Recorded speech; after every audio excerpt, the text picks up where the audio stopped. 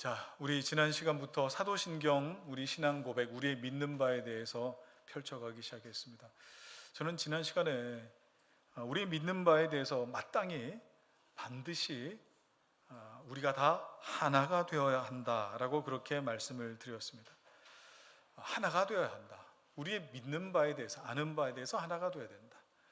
자, 그 하나 될 내용은 다른 것이 아니라 하나님의 아들을 믿는 것과 아는 것에 하나가 되어야 한다라고 말씀을 드렸어요.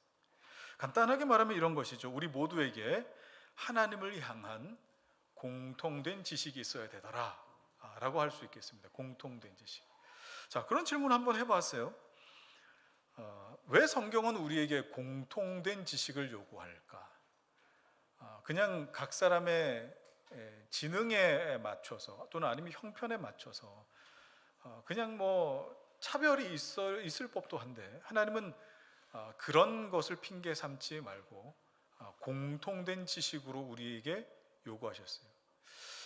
왜 그럴까 하고 질문을 스스로 했는데, 거기에 대한 답을 찾는 데는 그리 오래 걸리지 않았습니다. 왜냐하면 우리 역사, 인류의 역사 가운데에 하나님을 향한 지식이 공통되지 않았을 때가 분명히 있었기 때문에, 그러니까 하나님을 향한 지식의 불균형이 있었을 때가 있었죠. 그게 언제입니까? 그게 바로 로마 가톨릭의 시대, 중세 시대였습니다.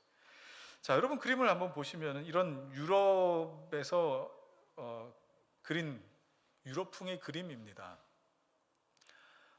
당시 중세 사회의 계급도를 이렇게 재미있게 표현한 그림인데, 제일 밑에는 이제 뭐 일하는 사람들부터 이제 뭐 시민들 쭉쭉 이제 올라갈 것입니다. 뭐 여기 보면 이제 뭡니까 이제 뭐라 부르죠? 뭐 이름 기억이 안 나는데 뭐 기사들도 있을 것이고 저 영어로 되어 있는 게 한글로는 뭔지는 모르겠는데, 제일 위에 보면은 이제 그런 이 표식은 분명하죠. 교회, 그리고 왕. 세상에 드러난 군주가 왕이었다라고 한다면 드러나지 않은 군주가 교황이었습니다.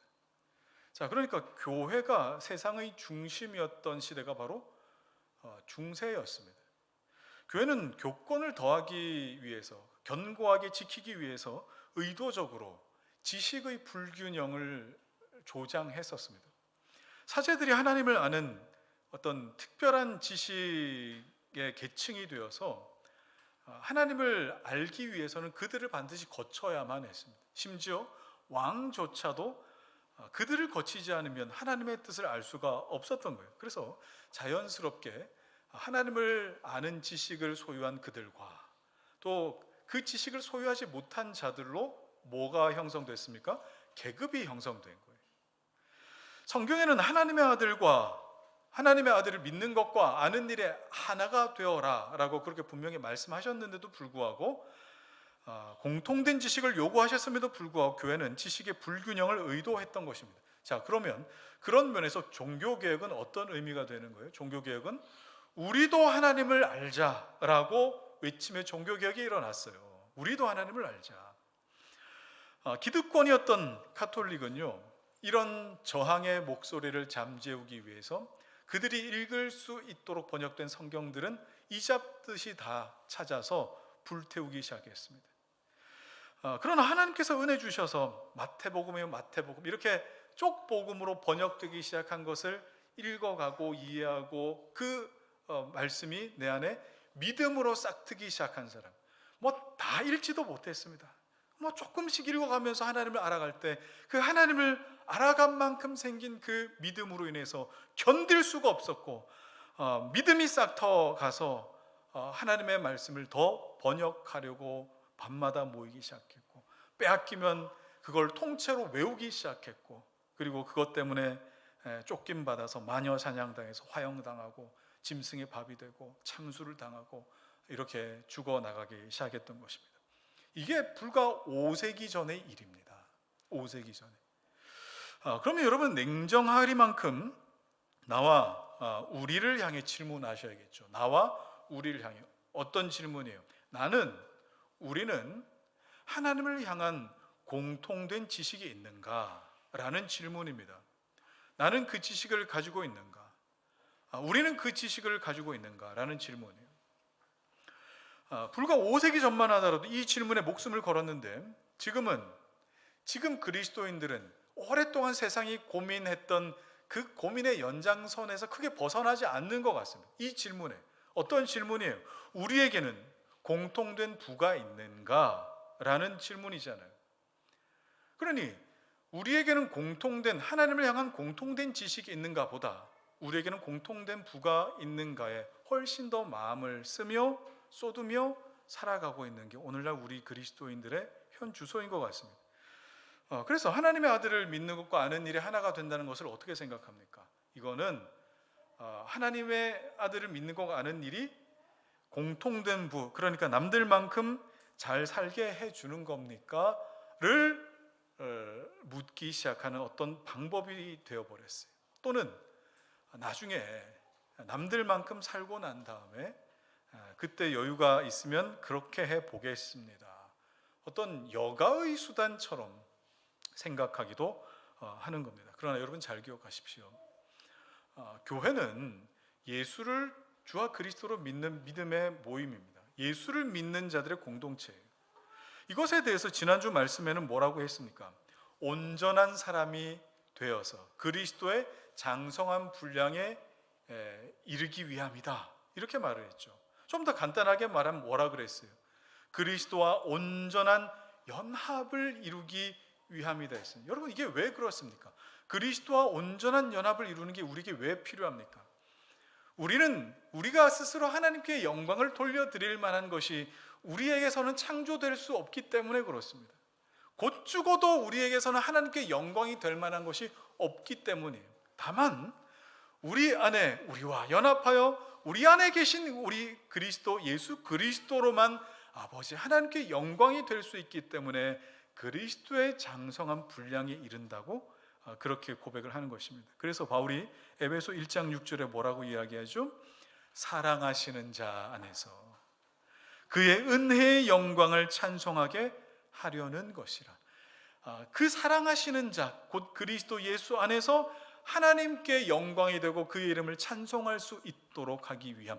이게 그리스도인들이 이 세상에서 바라보아야 할 유일한 목표요 사명이 되는 거예요. 자, 이 일이 가능하게 되는 일은 여러분 오직 믿음으로밖에 되지 않습니다. 우리 안에 일어난 일은. 그런데 성경을 덮어놓고 믿음이 생기는 줄 압니다. 그냥 신앙생활을 열심히 하는 차원에서 예배당을 드나들면 믿음이 생기는 줄 압니다. 여러분 그렇지 않습니다. 그런 일은 일어나지 않습니다. 믿음은 곧 지식입니다. 한번 따라 합시다. 믿음은 곧 지식입니다. 자, 왜 그럴까요? 왜 지식이라 할까요? 믿음이 왜 지식이라 할까요? 지식이 곧 믿음 자체라는 뜻은 아닙니다. 그러나 지식이라는 건 뭘 전제합니까? 안다라는 걸 전제하잖아요. 그 알을 전제하고 그 알미라는 것은 무엇을 전제합니까? 알아가야 할 대상과의 관계를 향하고 있기 때문에 지식은 곧 믿음이라고 그렇게 볼 수 있습니다. 자, 그래서 우리가 배우자나 또는 친구 사이에서도 믿음이라고 하는 것, 그죠? 믿음이라고 하는 것이 서로 전혀 알지 못하는 상태. 서로가 서로에게 감추어둔 것이 많은데 내가 너를 믿는다, 믿음이 생긴다라고 말할 수 없는 것처럼 서로에게 아는, 서로를 향한 그 알미 믿음으로 나타나는 거 아니겠습니까? 그래서 하나님은 우리에게 하나님을 담은 진리를 우리에게 주셨습니다. 그리고 진리를 알 수 있는 지성을 주셨습니다. 그리고 그 지성에 성령 하나님께서 조명하기 시작할 때 그것을 통해서 믿음으로 우리에게 자리 잡는 거예요. 자, 따라서 성도들이 하나님을 알고 하나님을 믿는다라고 하는 것은 그냥 한번 나중에 그럴 수 있겠다 정도의 차원이 아니라 마땅한 의무가 되는 겁니다. 마땅한 의무. 자, 그런 차원에서 사도신경은 단순히 여러분 종교적 차원에서의 어떤 주문이나 예배 때 항상 반복해야만 하는 예배의 순서상의 일부분인 거 아닙니다. 그런 의미가 아닌 거예요. 세상의 진리는 무수히 변하고 지금까지 왔다 할지라도 우리가 아는 것은 이것이다. 그리고 그동안 알았던 것은 지금도 변함이 없고, 그리고 이것을 생명의 진리로 믿는다라고 하는 정말 신앙의 함성, 아름다운 신앙의 함성인 것입니다. 그래서 초대교회 때 당시 누군가가 교회에 들어와서 교회의 일원이 되고자 했을 때에는 교회는 그에게 엄중한 질문을 던졌습니다. 어떤 질문이냐? 당신은 진정 무엇을 믿으십니까? 그리고 당신은 진정 무엇을 고백할 수 있으십니까? 라고 이렇게 질문을 던졌는데, 거기에 대한 대답이 중구난방하지 않았어요. 나는 이런 경우에 이런 하나님을 믿은, 이렇게 중구난방하지 않고요, 거기에 대한 대답의 그 뼈대가 무엇이었어요? 바로 사도신경이었어요. 나는 전능하신 하나님을 믿습니다. 이런 식으로 고백했다 이 말이에요. 그래서 지금의 교회들처럼 당시 교회는 누구나 교회에 쉽게 등록할 수 있고, 또 교회에 쉽게 환영, 열렬하게 당신은 사랑받기 위해 태어났노라고 그렇게 환영받을 그런 어떤 분위기가 아니었기 때문에 항상 진리를 점검했고, 그리고 당신은 무엇을 믿는지, 당신이 가진 신앙이 무엇인지 그렇게 점검을 했어요. 내 인생이 이 진리에 던져진 사람이다라는 것을 확인하지 않고, 또 교회가 그것을 승인하지 않고는 결코 교회의 공동체로 받아들이지 않았던 것입니다. 그럼 얼마나 철저했습니까? 교회가 얼마나 복음을 지키기 위해서 애를 썼는지 모릅니다.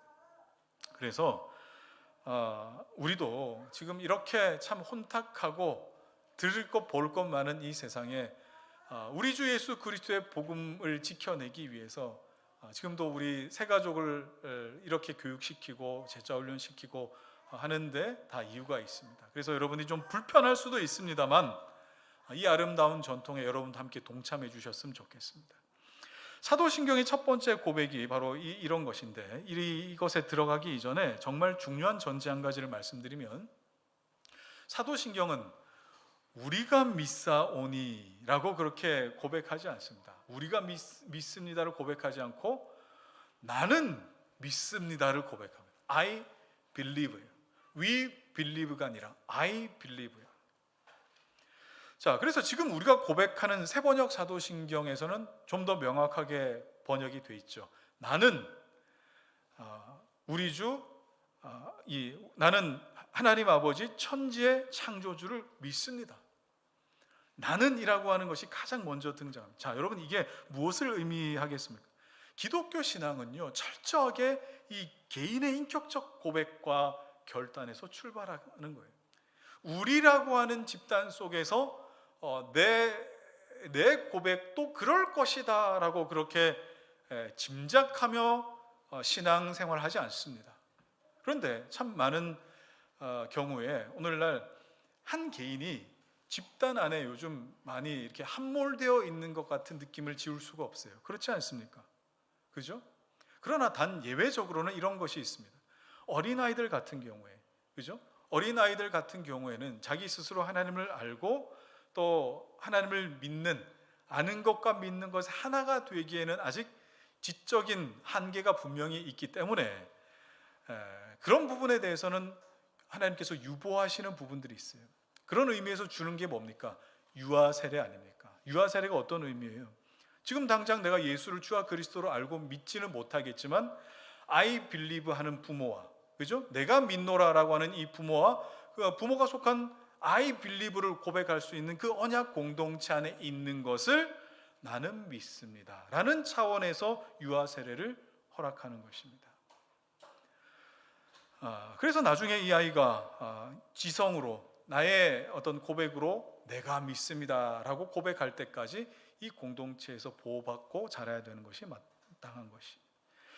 자, 그런데 이런 차원이 아니라 분명 내가 개인의 고백을 해야 함에도 불구하고 공동체가 이런 어떤 분위기다, 이런 느낌이다 라고 해서 나도 그럴 것이다 라고 이렇게 묻혀서 가는 경우들이 얼마나 많아요. 그러나 성경은 한 영혼이 하나님 앞에 바르게 고백하는 것을 참 중요하게 여깁니다. 한 영혼이 천하보다 귀하다 말씀하지 않으십니까? 그래서 내가 믿사오며 라고 하는 이 분명한 고백은 나의 이성과 감정과 나의 삶의 온 그 방향이 하나님께만 고정되어 있고 하나님께 내가 내 삶을 던집니다 라는 그런 고백이며, 내가 믿습니다 라고 하는 이 분명한 고백 앞에 지금도 여전히 그 고백을 붙들며 사는 이 사람을 세상이 감당하지 못한다는 것을 우리는 확인할 수 있는 거예요. 자, 그러면 이제 사도신경의 첫 번째 고백을 한번 살펴보겠는데, 한번 고백해 볼까요? 우리 사도신경 첫 번째 고백, 나는 시작. 나는 전능하신 아버지 하나님 천지의 창조주를 믿습니다. 그렇죠. 나는 전능하신 아버지 하나님 천지의 창조주를 믿습니다. 자, 여러분, 이 사도신경의 구조를 제가 도식화해서 그림을 그려봤는데, 사도신경의 전반부는 삼위일체 하나님에 대한 고백으로 구성되어 있습니다. 그래서 성부와 성자와 성령에 대한 고백이 이렇게 전반부에 등장합니다. 꼭 모래시계 형태로 이렇게 제가 구성을 해봤는데, 특별히 여러분 이 성부에 대한 이 세 가지 고백을 한번 다시 생각해 보십시오. 성부께서는 전능하시고 아버지가 되시고 그리고 창조주가 되신다. 이 제일 위에 아버지에 대한 이 세 가지 고백이 얼마나 중요하냐, 나머지 그 밑으로 아들과 성령과 교회와 그리고 마지막 우리 신앙의 끝 마침 때까지 이루어질 수 있는 근간이 뭐라고요? 이게 성부에 대한 고백이에요. 이게 무너지면 다른 고백이 아무것도 의미가 없습니다. 어떻게 마리아의 동정녀의 몸에서 아기가 태어난단 말입니까? 어떻게 죽은 자가 부활한단 말입니까? 어떻게 다시 가신 주님이 또 오신단 말입니까? 이게 아무 의미가 없어요. 이건 그냥 인간의 신화나 아니면 그냥 망상에 불과합니다. 특별히 아까 우리 성부에 대한 세 가지 고백을 다시 우리 보면은, 하나님께서 전능하시다라고 하는 이 전능함이 하나님의 성부에 대한 고백, 아버지 되심과 그리고 창조주 되심을 밑에서 받쳐주고 있는 가장 특별하고 큰 전제가 됩니다. 그만큼 우리 인간이 헤아리기에는 너무나 큰 고백이 되는 것이죠. 하나님께서 전능하시기 때문에 여러분, 우리의 죄와 사망 가운데에서 능히 우리를 건져내시는 거 아니겠습니까? 어떤 방해도 받지 않고 건져내십니다. 하나님께서 전능하시기 때문에 내가 평생 하나님 앞에 죄인이나 적으로 간주될 법하지만 하나님은 그런 우리를 자녀로 삼으셨고 그를 아버지라고 부를 수 있도록 하셨습니다. 하나님께서 전능하시기 때문에 하나님은 이 세상 모든 것을 무에서 유로 창조해내시고 지금도 온 역사의 주관자가 되셔서 하나님께서는 인류를 붙들고 계시는 것입니다. 성부에 대한 고백이 가능하게 하는 가장 큰 전제가 바로 하나님은 전능하시다라고 하는 것. 그 전능하심이 나머지 모든 고백을 가능하게 하는 대전제가 됩니다. 자, 그런데 여러분, 이 전능이라고 하면은 어떤 느낌이 드세요?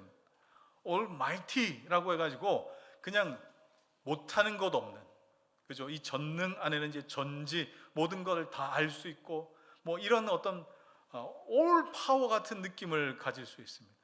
그래서 알라딘의 요술램프의 뭐 지니 같은 느낌을 갖는데, 그렇게 생각하시면 여러분 크게 오해하시는 겁니다. 성경이 말하는 전능이라고 하는 것은 하나님께서 그 뜻을 이루실 때에, 하나님께서 약속하신 그 언약을 이루실 때에 그 어떤 방해도 받지 않으시고 그 어떤 제약도 받지 않으시고 당신의 약속과 계획은 반드시 완벽하게 이루신다라고 하는 의미가 바로 전능이라고 하는 개념이에요. 우리가 생각하는 것과 조금 다를 수 있어요. 예를 들어서 성경을 보시면은 이스라엘 백성들이 출애굽해가지고 이제 자기 하나님 말씀하신 약속의 땅을 찾아갈 때에 얼마나 많은 방해가 있습니까? 절대 들어갈 수 없는 얼마나 많은 불가능의 조건들이 많습니다. 그러나 하나님은 한 번도 거기에 무너지지 않으셨어요. 거기에 한 번도 하나님은 방해받지 않으시고 제약되지 않으셨어요. 아말렉이 공격하든 홍해가 앞에 있든 바로가 쫓아오든 뭐 물이 없든 먹을 게 없든 그것에 제약받지 않으시고 하나님 일을 하시더라 하는 걸 보여주고 있어요. 하나님이 전능하지 않으시면 다윗이 블레셋 거인 골리앗을 어떻게 무찌릅니까? 하나님이 전능하지 않으시면 기드온과 300용사가 12만 3만 미디안 군대를 무슨 수로 꺾어 이기게 됩니까? 오히려 하나님의 전능하심을 드러내 보이기 위해서 더 줄여라, 심지어 죽어라, 나사로야 나오라 라고까지 말씀하시는 그런 모습을 우리 성경에 볼 수 있지 않습니까? 하나님의 전능하심 때문에 이 일이 가능한 것입니다. 그래서 역대하 14장 11절에 보면은 뭐예요? 사람이 주를 이기지 못하게 하옵소서. 이게 뭡니까? 하나님의 전능하심 때문에 하나님은 하나님의 방법, 하나님의 뜻을 반드시 이루십니다. 자, 그러면 이걸 여러분들에게 적용해 보세요. 사람이 주를 이기지 못하게 하옵소서. 하나님께서 전능하시기 때문에 나를 향한 하나님의 뜻을 이루시는데 여러분의 생각이나 여러분의 과거나 여러분의 실패나 여러분의 지금의 형편이나 여러분의 습관이나 여러분의 어떠한 기질도 하나님께서 여러분에게 향한 뜻을 이루어 가시는데 전혀 방해를 받지 않으신다는, 얼마나 다행입니까? 얼마나 다행이에요. 사람이 주를 이기지 못하게 하시는. 자, 그러면 반대로 한번 생각해 보세요. 하나님께서 전능하시다 고백하면서도 순간순간 내가 선택하는 다른 전능함을 여러분들이 선택을 하는 일은 없으십니까? 가장 많이 선택하는 건 뭐예요? 아무래도 돈이겠죠. 돈 없으면은 아무것도 못해.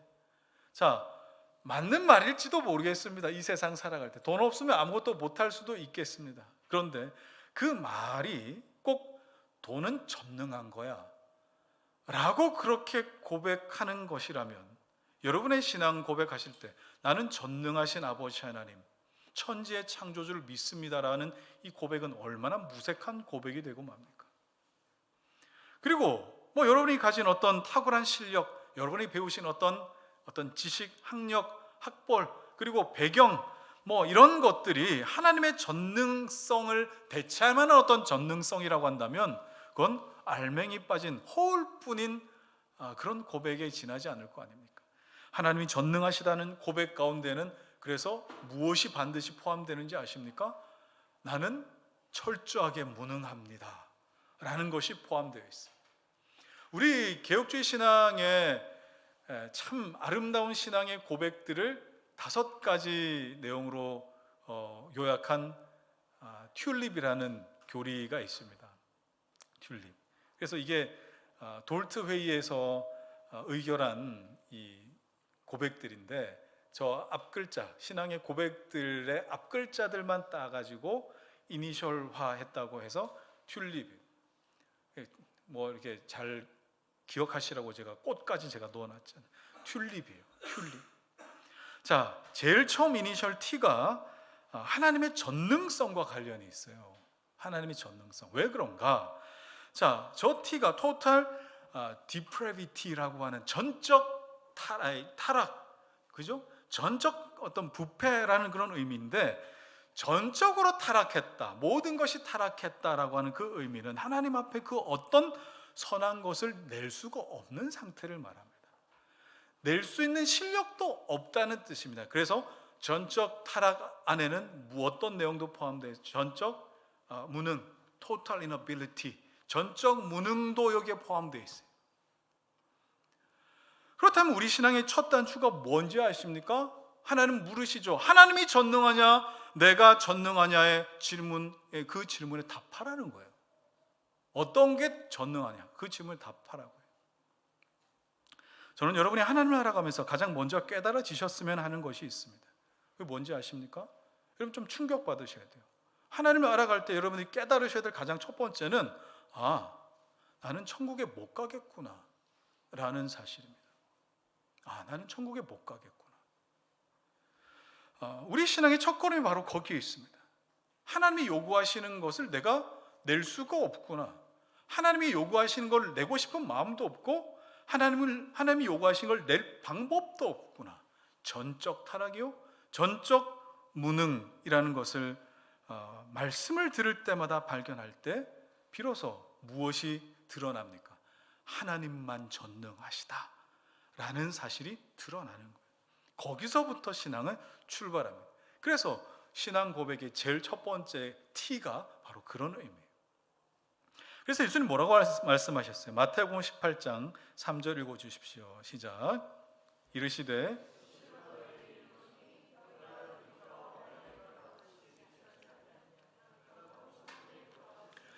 어린 아이와 같이 되지 아니하면, 이 말이 지능을 의미하는 게 아닙니다. 그런 의미가 아니라 전적으로 무능한, 내 힘으로는 아무것도 할 수 없어야 천국에 들어갈 만한 자격이 비로소 주어진다는 것을 말씀하는 거예요. 여러분, 어린아이는 어떻습니까? 부모에게 전적으로 의존해야 합니다. 그렇지 않습니까? 자기의 의식주를 해결할 방법이 없습니다. 그래서 아이들은 다 먹여줘야 되고, 입혀줘야 되고, 재워줘야 되고, 여러분, 이게 손이 얼마나 많이 갑니까? 그런데 그런 어린 아이가 되라는 거지 않습니까? 그럼 그게 뭘 의미하는지를 아셔야죠. 어린 아이들은 잠 오면요, 견딜 수 없어서 그냥 아무 데서나 잡니다. 차 안에서도 잡니다. 심지어 카트 안에서도 그냥 자버립니다. 그런 경험도 있으시죠? 그럼 왜 그럴까요? 그냥 두고 가면 어떡하라고 아이들이 거기서 잘까요? 무엇 때문에 그런지 아십니까? 내가 여기서 자도 부모는, 우리 엄마는 아빠는 나를 안아다가 내 집에 들어가서 내 잠자리에 뉘어줄 수 있다는 뭐가 있는 거예요? 그냥 믿음이 있는 거예요. 막연한 그 믿음이 있기 때문에 그래요. 이 어린 아이와 같이 아니하면 하나님 나라에 들어갈 수가 없다. 이 사실을 아는 자가 복이 있는 것이고, 우리의 신앙은 거기에서 출발하는 겁니다. 따라서 하나님이 전능하시다라고 하는 이 고백은, 내가 그동안 전능하다 여겼던 그 모든 세상의 우상들로부터 내가 과감히 돌아서서 그 누구도, 나를 포함하여 그 누구도, 그 무엇도 하나님 앞에서는 철저하게 무능합니다 라는 것을 함께 고백하는 것이, 나는 전능하신 하나님 아버지 천지의 창조주를 믿습니다 라는 고백에 들어있어요. 자, 그런데 하나님께서 전능하시다는 말을 오해해버리면 너무나 쉽게 기복주의나 허무주의로 빠질 가능성이 많습니다. 기복주의는 무엇입니까? 앞서 말씀드린 대로 요술램프 지니처럼 생각을 하거든요. 이게 전능이라고 하는 것을 하나님은 무엇이든지 다 가능해 주시기 때문에, 하나님 이번에 제가 시험이 있습니다, 합격하게 해주세요. 지금 아무개가 지금 아파 병원에 누워 있습니다, 수술 잘 되게 해주시고 낫게 해주시고 회복되게 해주세요. 죽을 병이 죽지 않게 해주십시오. 그리고 또 내가 결혼을 해야 되는데 좋은 사람 만나게 해주십시오. 이런 차원으로 이제 기도할 때 아닐 수도 있잖아요. 시험 쳤는데 떨어질 수도 있고, 그리고 또 죽을 병이 낫지 않고 정말 거기까지만 살 수도 있는 거 아닙니까? 그리고 내가 만났는데 그 만남이 그냥 내 욕심대로 그냥 만나게 된 그런 어떤 만남일지도 모르지 않습니까? 그래 놓고 하는 말이, 하나님 왜 합격시켜주지 않으셨죠? 왜 살리지 않으셨죠? 왜 좋은 사람 만나게, 왜 지금 이렇게 후회하게 만드셨죠? 자, 이렇게 얘기를 합니다. 그러면 어디로 빠집니까? 믿어봐야 소용없네, 허무주의로 빠집니다. 자, 하나님의 전능성에 대한 오해가 이렇게 기복신앙과 허무주의로 돌아간다. 자, 여러분, 하나님이 전능하시다는 말이 내 욕망을 얼마든지 반영할 수 있게 된다는 뜻이 절대 아니라는 걸 아셔야 됩니다.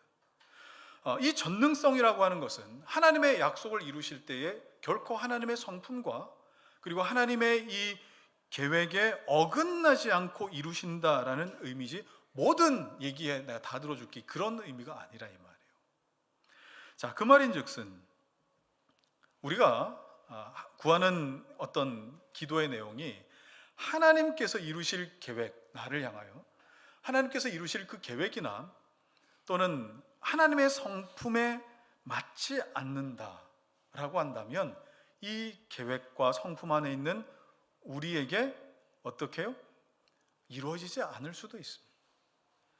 우리에게 해가 된다면 그것이 이루어지지 않는 것도 하나님의 뜻입니다. 그래서 때로는 우리가 헤아릴 수 없는 어떤 고난에 빠질 때도 있지 않습니까? 풀무불 속에 들어가서 나올 방법이 없다고 느껴질 때도 있습니다. 그러면 그게 하나님께서 무능하시기 때문에 그냥 두시는 것이 아니라 우리를 정금같이 나오게 하시는 어떤 하나님의 사랑의 표현일지도 모르는 겁니다. 자녀를 키워보시면 알지 않습니까? 달란다고 다 주는 거 아니지 않습니까? 그런데 우리는 우리의 부족과 불가능을 채우셔야 이걸 하나님의 전능하심이라고 생각을 하는데, 여기에서부터 하나님에 대한 오해가 생기고 이게 잘 해결되지 않으면 그냥 하나님이 야속한 거예요. 하나님이 야속하다 느껴져요. 자, 이것과 관련해서 히브리 기자는 이렇게 말합니다. 히브리 6장 18절 말씀 시작. 이는 하나님이 거짓말을 하실 수 없는 이 두 가지 변하지 못할 사실로 말미암아 앞에 있는 소망을 얻으려고 피난처를 찾은 우리에게 큰 안위를 받게 하려 하심이라. 하나님이 하실 수 없는 게 있어요. 뭘 못 하신다고요? 거짓말을 못 하신다고요. 하나님 거짓말을 못 하신다 하니까 어떤 사람들은 거 봐라, 하나님 거짓말 못 하신다고 했으면 전능한 하나님이 아니지, 전능한 하나님이라고 하면 안 되지 않느냐, 하나님 거짓말 못 하시는데. 자, 이렇게 말하는 사람들이 있어요. 자, 그런데 이것은 하나님의 성품상 모순을 범할 수 없으시기 때문에 이렇게 하시는 것이지, 이게 참된 명제라고 그렇게 할 수는 없는 겁니다. 사실 여러분, 거짓이라는 게 뭡니까? 거짓이 뭐예요? 진리를 말할 수 없어서 거짓이에요. 악이라는 게 뭡니까? 선을 행하지 못해서 악인 거잖아요. 그러면 거짓과 악이라고 하는 것은 그 자체가 무능함의 열매인 거예요. 이것도 할 수 있어야 전능이 아니라 이 자체가 무능함의 열매예요. 그래서 하나님께서 거짓말을 할 수 없다는 것은 전능하지 않다는 의미가 아니라 모순을 범하지 않으신다는 의미입니다. 그런데 어떤 회의론자들이 뭐라고 하는지 아십니까? 만약에 하나님이 전능하면 하나님이 스스로 들 수 없는 돌을 만들 수 있으셔야 된다, 이렇게까지 또 이야기를. 자, 참 그럴듯한 명제죠. 하나님이 들 수 없는 돌을 만드셔야 하나님 전능하시다. 자, 그러나 이 명제는 틀렸습니다. 하나님이 전능하시다면 무능하실 수도 있어야 된다는 말이지 않습니까? 그렇죠? 그러나 그런 명제 자체가 말이 안 되는, 하나님의 능력을 모순화시키는 어떤 것이기 때문에 말이 되지 않습니다. 자, 그러면 여러분이 매 예배 때마다 나는 전능하신 하나님을 믿습니다 라고 하는 것이 얼마나 크고 위대한 고백인지 아시겠어요? 여러분이 생각하는 것보다 훨씬 더 크고 위대한 고백이 됩니다. 제가 앞서 말씀드린 것처럼 얼마나 다행인지 모릅니다. 이게. 때로는 우리 삶에 납득하지 못할 일들이 우리에게 터질 때가 있지 않습니까? 그죠? 그럴 때가 있어요. 자, 그렇다 할지라도 나는 전능하신 하나님을 믿기 때문에 내 삶에 일어난 이 일이 모순이 아니다라는 확신을 가질 수 있습니다. 하나님은 실수하지 않으신다는 확신을 가질 수 있습니다. 그래서 그 현장에서 불평과 불만과 의심이 아니라 오히려 감사할 수 있고 안심할 수 있고 안식할 수 있어요. 만약 우리에게 감사가 사라진다, 안심이 사라진다, 계속 불안하다, 그러면 여러분 그 근원이 결국 무엇에 있겠습니까? 하나님이 전능하신데 어떻게 이루실 수 있나?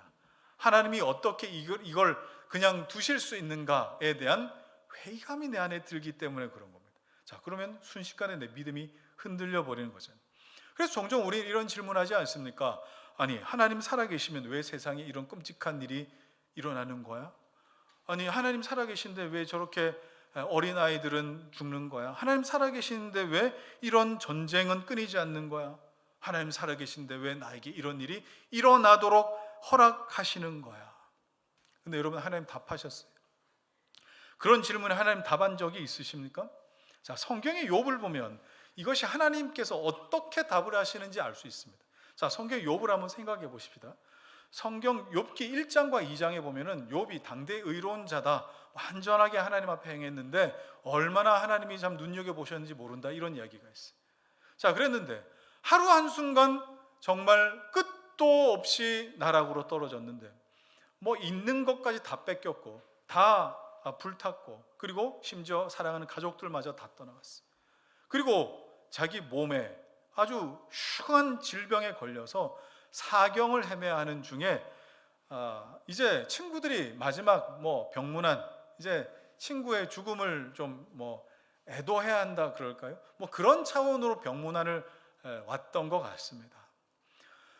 욥은 고난이었어요, 사실. 그런데 정말 이 욥이 힘들었던 것은 자기가 처한 어떤 상황보다 이 이유 없는 이 고난에서 침묵하시는 하나님이 더 힘들었던 거예요. 왜 하나님은 답해 주지 않으시는가? 아니 도대체 이게 무슨 의미인지 나에게 알려만 주셔도 괜찮을 것 같은데 왜 하나님은 침묵하시는가? 이 일 때문에 너무나 힘들었거든요.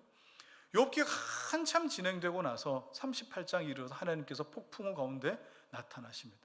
그리고 욥에게 욥아, 너 힘들었지?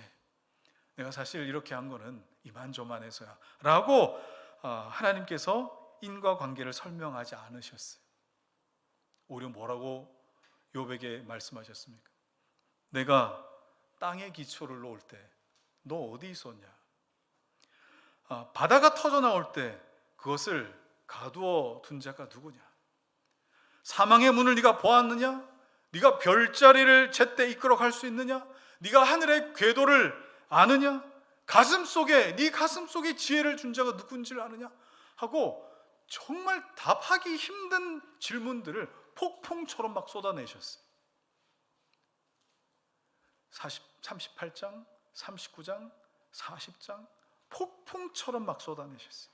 그리고 오늘 본문 욥기 40장 2절에 오늘 본문 이 대답에 뭐 하라고요?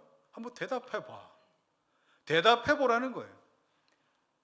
하나님 도대체 왜 이 질문을 가진 그 욥에게 그래 한번 대답해봐. 내가 이런 하나님인데. 하나님은 욥에게 고난에 대한 논리적 납득을 시켜주지 않으셨습니다. 이 고난이 어떤 의미인지 한 번도 설명해 주지 않으셨어요. 오히려 하나님은 하나님이 하나님 되심을 설명해 주셨어요. 하나님이 천지 만물을 붙들고 있고 하나님께서 이 세상에 어떤 원리를 심으셨는지 하나님의 능력과 전능하신 무엇인지 그것을 오히려 알려주기만 하셨어요. 그래서 그 앞에 네가 믿음으로 대답해야 될 차례야 라고만 하셨어요. 여러분, 창조주와 피조물 사이에 참 그 간극이라고 하는 것은 너무나 크죠. 욥기의 이런 모습만 봐도 우리 충분히 알 수 있습니다. 욥이 대답을 잘 못합니다. 그동안 하나님의 음성을 듣고 싶었던 음성을 들었는데 듣고 나서 더 대답을 못한다고요. 하나님의 전능성은 여러분 우리가 짧은 생각으로 판단할 그런 어떤 것이 아니라 우리가 무릎 꿇고 경배하고 그 하나님의 질문에 내가 하나님을 믿습니다라고 고백해야 할 어떤 신앙의 내용인 것이지 내가 이해되게 해주십시오라는 차원이 아니라는 것을 알아야 합니다. 그렇다면 우리가 전능하신 하나님을 실제로 믿게 된다. 여러분이 진실로 내가 그것을 믿는다라고 할 때에 그 믿음이 여러분에게 주는 유익함과 혜택이 무엇이 있겠습니까? 참 많겠죠. 가장 대표적으로 이런 거 아니겠습니까? 요즘 불안장애 겪는 분들이 참 많은 것 같아요. 불안장애. 제가 찾아보니까 이게 염려나 근심이나 또는 어떤 이런 스트레스가 이게 계속 만성화돼 가지고 평소에 자주 깜짝깜짝 놀래고 그리고 초조하고 가슴이 한순간 갑자기 두근두근거리고 얼굴이 빨개지고 이런 증상들로 나타난다 그래요. 여러분들 중에도 계실지도 몰라요. 정확한지 뭐는 잘 모르겠는데 제가 인터넷으로만 찾아본 결과 우리나라의 9.3%가 불안장애를 겪고 있다고 합니다. 굉장히 많은 숫자죠. 10명 중에 1명은 불안장애를 겪고 있다는 겁니다. 그리고 남자보다 여자가 2배나 더 불안장애를 겪고 있다고 합니다. 대부분 경제적인 위기나 질병의 위험이나 예측하지 못하는 그런 미래에 대한 불확실성, 여기서 벗어나질 않아요. 다 이것 때문에 불안해하는 거예요. 그래서 자꾸 뭐하죠? 복권도 사보고 사주팔자도 보고 점도 쳐보고 이런 것들이 다 불안에 대한 어떤 해소 방법으로 나타나는 거예요. 자, 그러나 내 삶의 주권이 하나님께 있는데 그분은 전능하시다. 그분은 나의 어떠함에 또는 이 세상의 어떠함에 막힘이 없으시고 장애받지 않으시고 굴복하지 않으시고 방해받지 않으시고 반드시 이루신다. 그분이 내 하나님이다 라고 하는 이 믿음이 있다면 여러분, 성도는 무너지지 않습니다. 물론 힘들지 않다는 뜻은 아닙니다. 그러나 그 속에서 하나님을 더 선명하게 발견하게 되는 거예요. 그래서 바울은 로마서 8장 28절에 이렇게 이야기하죠. 읽겠습니다. 시작. 우리가 알거니와 하나님을 사랑하는 자 곧 그의 뜻대로 부르심을 입은 자들에게는 모든 것이 합력하여 선을 이루느니라.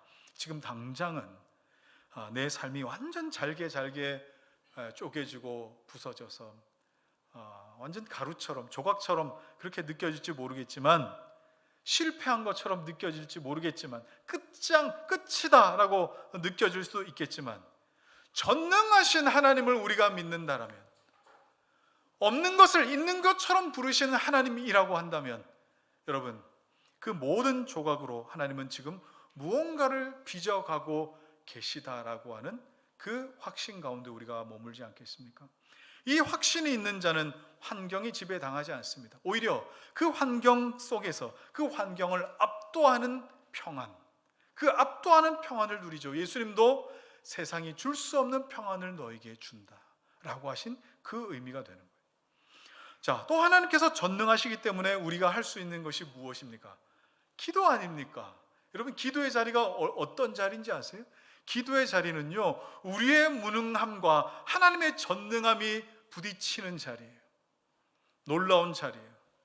그래서 우리가 올 한 해 묵상과 기도에 우리가 힘쓴다고 하면은, 여러분, 우리의 무능함이 더 발견될 때에 그것이 하나님의 전능함 가운데에서 스파크를 일으키고 하나님의 놀라운 일하심의 불꽃이 임하는 그런 시간, 그런 자리가 기도의 자리인 것입니다.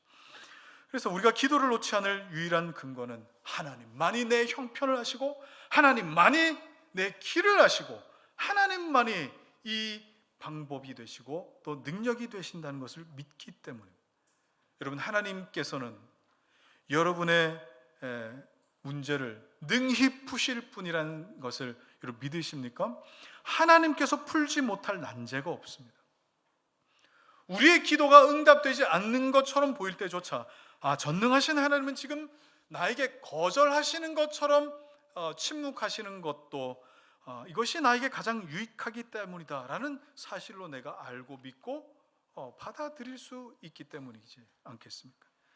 자, 그리고 하나님의 전능함이 나에게 아름다운 믿음이 될 때 가장 최후에 만나게 될 그 극단의 공포, 무엇에 대한 공포입니까? 죽음에 대한 공포죠. 이 죽음에 대한 공포에서 무너지지 않습니다. 저도 그렇고 여러분도 그렇고 사랑하는 이를 죽음이라고 하는 것에 떠나보냈던 경험들이 있으십니다. 그리고 우리 역시 그 앞에 서야 될 그런 어떤 사람들입니다. 자, 이때에 무너지지 않을 자신이 있습니까? 사랑하는 사람을 그렇게 그 죽음 앞에 있게 할 때에 우리가 무너지지 않을 자신이 있습니까? 쉽지 않을 겁니다. 그러나 전능하신 하나님께서는 그 아들 예수 그리스도를 십자가 죽음 아래에 내려놓게 하시고 그리고 그대로 두지 않고 다시 부활하여 살리신 것을 우린 성경을 통해서 확인하게 됩니다. 마태복음 10장 28절 읽으시죠. 시작. 몸은 죽여도 영혼은 능히 죽이지 못하는 자들을 두려워하지 말고 오직 몸과 영혼을 능히 지옥에 멸하실 수 있는 이를 두려워하라. 그렇습니다. 우리 하나님에게는 이 전능하심의 능력이 있으시기 때문에 우리에게는 죽음의 공포조차 우리를 삼킬 수 없다는 사실을 우리는 인정하고 믿을 수 있는 것입니다. 자, 이제 말씀 정리하겠습니다. 오늘 사도신경으로 여러분 고백하셨습니다. 나는 전능하신 아버지 하나님, 천지의 창조주를 믿습니다. 이 고백 여러분 하실 때 어떤 마음으로 하셨습니까? 그냥 예배 순서이기 때문에 그냥 하셨습니까? 정말 전능하신 하나님이라는 것을 여러분들이 믿고 의지한다라고 한다면, 거기에 내 삶을 던져놓을 수 있다라고 한다면, 여러분 이 고백을 한 이후의 삶은 결코 이전과 같을 수 없을 겁니다. 이 고백이 여러분에게 진실함이라고 한다면 이제부터 하나님 이외에 다른 어떤 것도 다른 누구도 다른 무엇에도 여러분의 인생을 걸지 마십시오. 그것은 잠시 여러분 곁에 있다가 사라질 신기루와 같습니다. 전능하지 않습니다. 오직 전능하신 하나님만 여러분의 유일한 의지로 삼으시길 바랍니다. 특별히 여러분들이 살아가다가 불안과 염려가 내 삶에 엄습해가지고 나를 막 짓누를 때, 그래서 원망으로 내 삶이 채워져 간다 할 때, 그래서 내 삶이 무기력함으로 반복된다고 할 때, 여러분 반드시 전능한 하나님에 대한 신뢰에서 나는 괜찮은가를 다시 확인하셔야 돼요. 그리고 이 첫 번째 고백, 사도신경이 첫 번째 고백에 여러분의 영혼의 닻을 내리셔야 됩니다.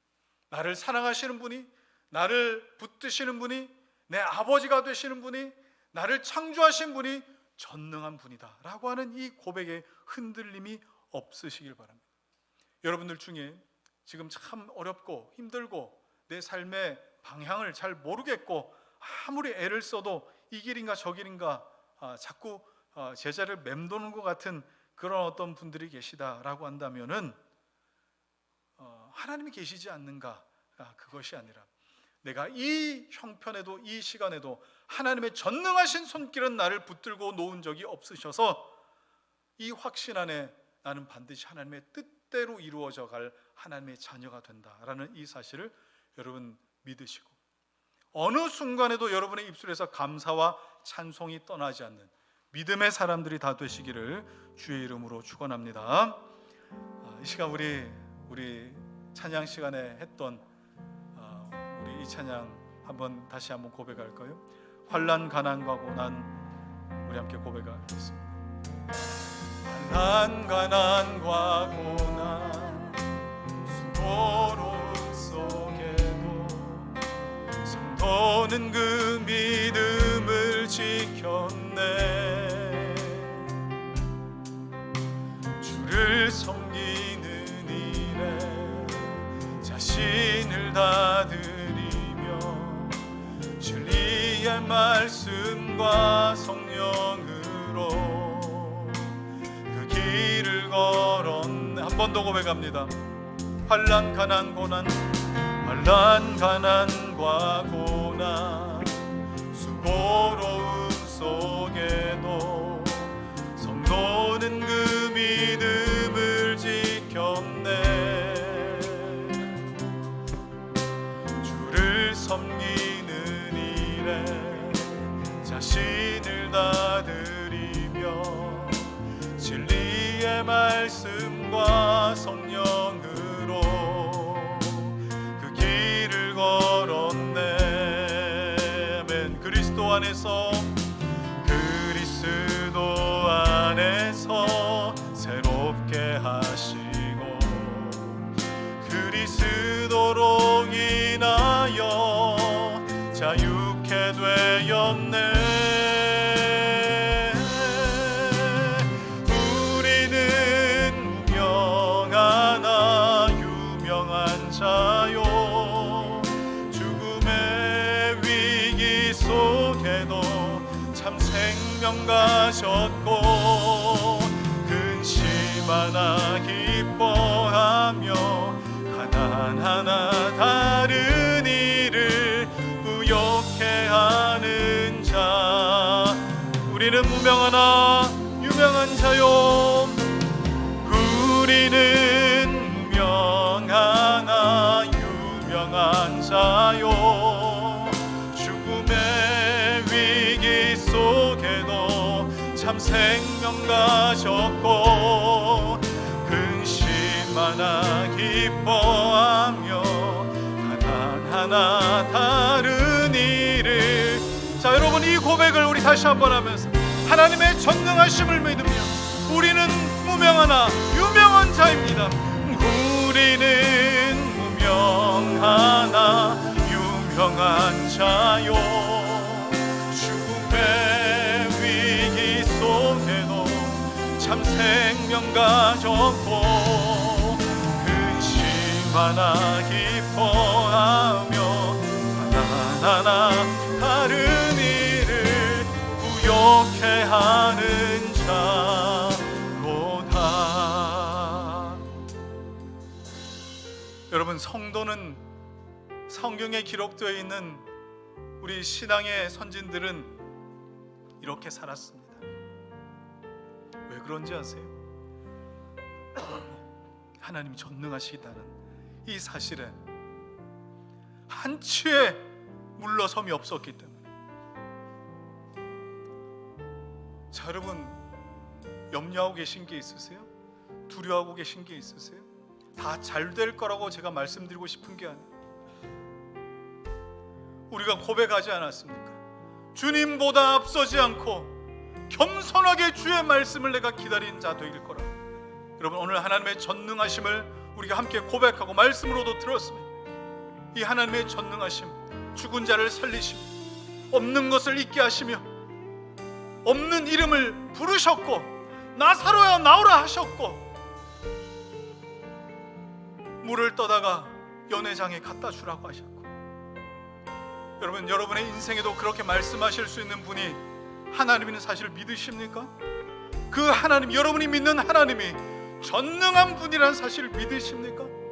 그래서 여러분의 인생을 나는 무명하지만 이 전능한 하나님을 믿고 붙들고 사는 나는 유명한 자다, 아무것도 없는 자나 나는 모든 걸 가진 자다, 가난하지만 부유한 자다.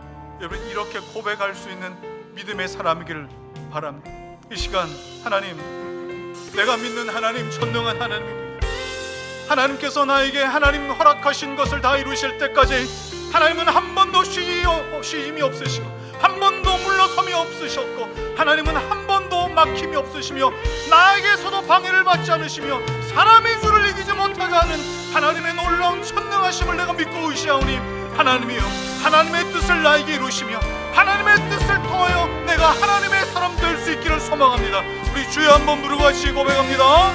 주여, 할렐루야. 살아계신 아버지 하나님, 오늘도 우리 하나님 아버지 살아계시며 전능하시며 지금도 아버지 하나님이여 나를 붙드시며 하나님의 뜻대로 이루실 하나님의 그 놀라운 은혜를 인하여 내가 감사하며 찬양합니다. 하나님, 내가 믿는 하나님은 전능하신 하나님이십니다. 그 어떤 것도 이 앞에 우선될 수가 없습니다.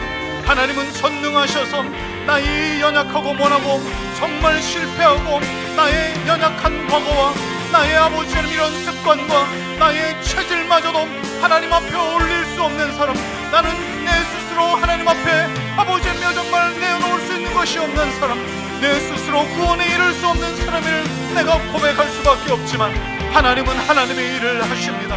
하나님은 내 이름을 아십니다. 하나님은 하나님께서 나에게 약속하신 것을 이루십니다. 내가 아버지 이것을 말씀을 통해 확인할 때에 하나님께서 전능하시기 때문에 아버지 하나님이 일을 행하십니다. 하나님께서 전능하시기 때문에 나의 아버지이십니다. 아버지 하나님, 오늘 이 아버지 하나님 이 사실을 알고 고백하고 믿는 자들 위해 아버지 하나님 믿음에 흔들림 없는 아버지 하나님 그 반석 위에 서 있을 수 있도록 도우시며 주여 아버지 하나님이여 정말 주님이 세상이 우리를 위협하며 아버지 하나님 나의 인생이 나를 아버지 하며 정말 타협하여 흔들어 놓을지라도 내가 물러서지 않도록 하여 주시옵소서. 트집 잡는 자가 전능자와 다투겠느냐? 하나님을 탓하는 자는 대답할지니라. 하나님, 오늘 우리에게 질문하셨고 이러한 고난이 무엇 때문에 우리에게 주어졌고 우리의 인생이 어떤 것인지 시시콜콜 우리에게 다 알려주지 않으셨지만 내가 땅에 기반을 놓을 때 너는 어디 있었느냐? 번개를 명하여 오라 할 때에 그 번개들이 주여 우리가 여기 있습니다라고 대답하게 만들 자가 누구 있냐? 땅에 이슬을 창조해낸 자가 누구 있냐? 이 비를 이 땅 가운데 내린 자가 누구 있냐? 너에게 지혜를 심어준 자가 누구 있냐? 하나님, 하나님을 아는 것과 믿는 것에 하나가 된다는 것, 이 놀라운 하나님을 알아간다는 것은 때로는 우리에게 너무나 큰 것 같습니다.